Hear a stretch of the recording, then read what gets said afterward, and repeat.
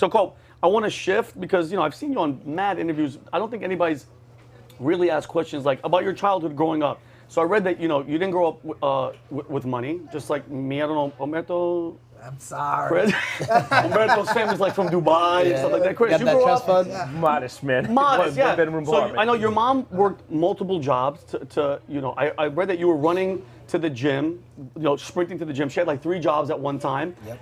Looking back, like what did growing up poor teach you that money could never teach you? Like what'd you learn in those moments of hustling and grinding and seeing what your mom did?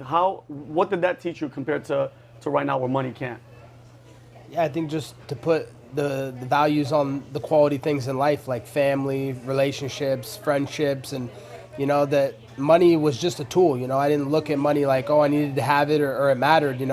I just looked at money like, it's just a tool to get you where you want to get in life. So, I'm thankful that my mom had the journey she had. She was working as a house cleaner, she was working as the mail lady, and then she worked at a nuclear power plant. So she called me, my nickname that she gave me when I was a kid, Nukie Berry, because she worked at the nuclear power plant. Oh, wow. And that was one of her 3 jobs. And, it just taught me about hard work. And if you want anything in life, you can work for it and you can believe in it. And, nothing's given in life. You have to earn it. So wow. And was she like, so fighting early on, did you know early and she was just supportive? She's like, go do it? Was she on, when did you know? Because it was high school, obviously you're wrestling. I would say like freshman year of high school, I knew. Like when I was a little kid, she put me in wrestling and karate, and like I love those combat sports, and those are 2 of the main components of mixed martial arts. But it took me until I was like in high school when I was getting bullied. People were always trying to pick on me because I had some accolades in wrestling, so they wanted to challenge me. They thought I was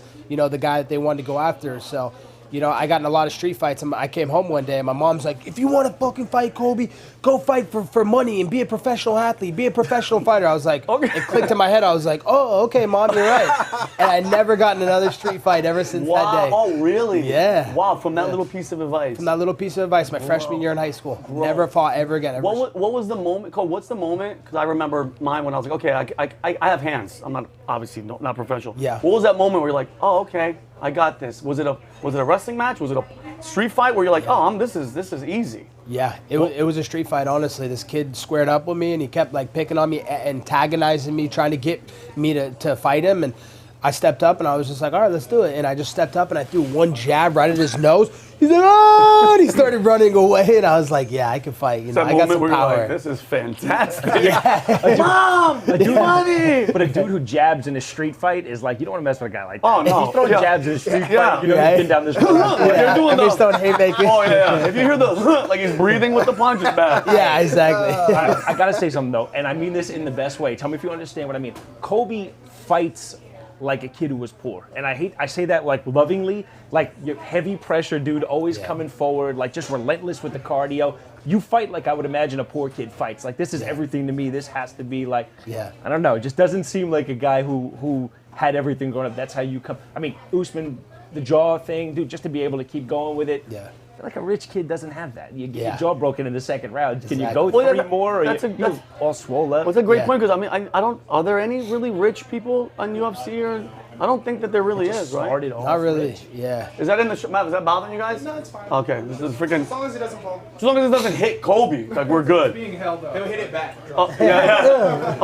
So Colby, you have a younger sister and an older sister. Yep. So besides you fighting on your own and doing all that, like, were you like the protector fighting? Like, did you get into fights to protect these 2? How old?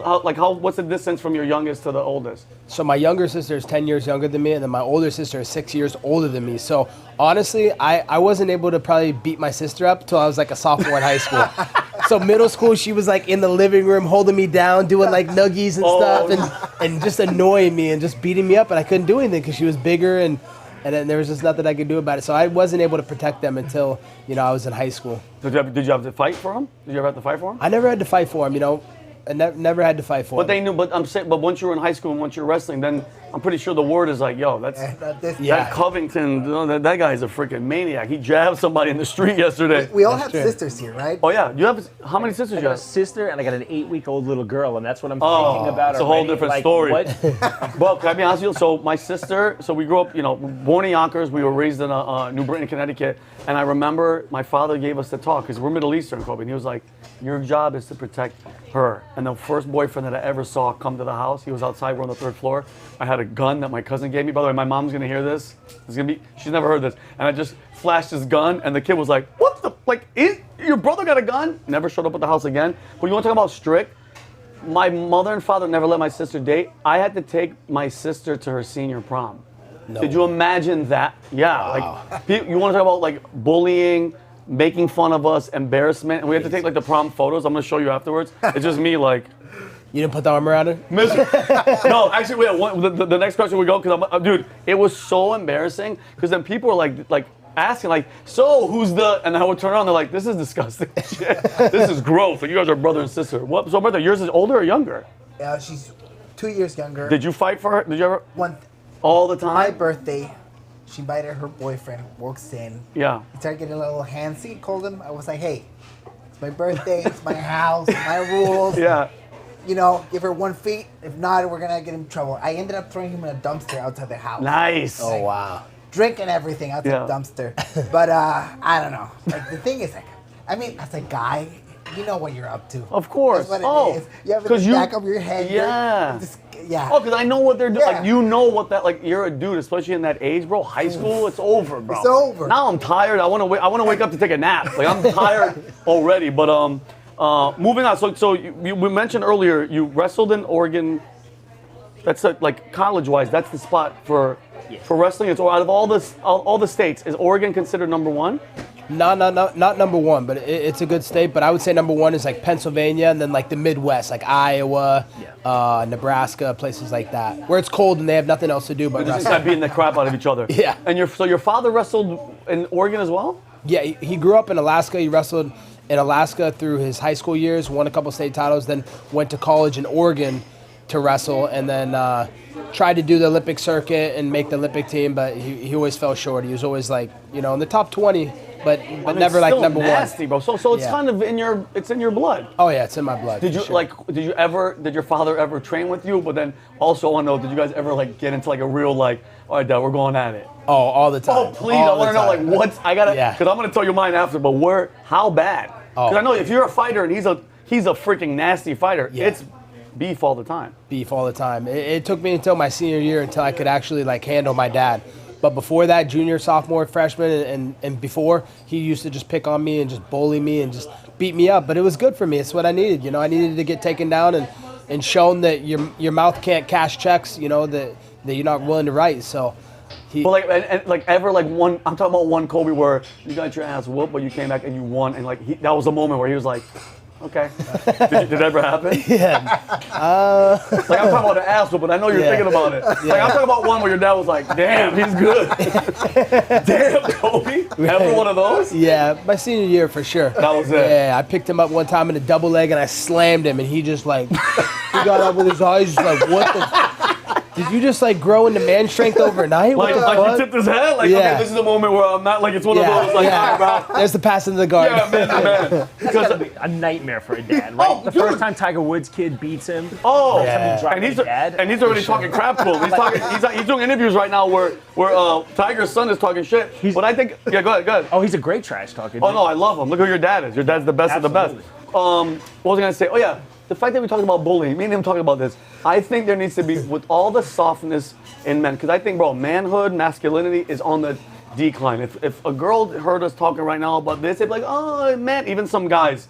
I think there should be a nationwide, I think, like you said, bullying is not overly insane bullying, like beating people to death.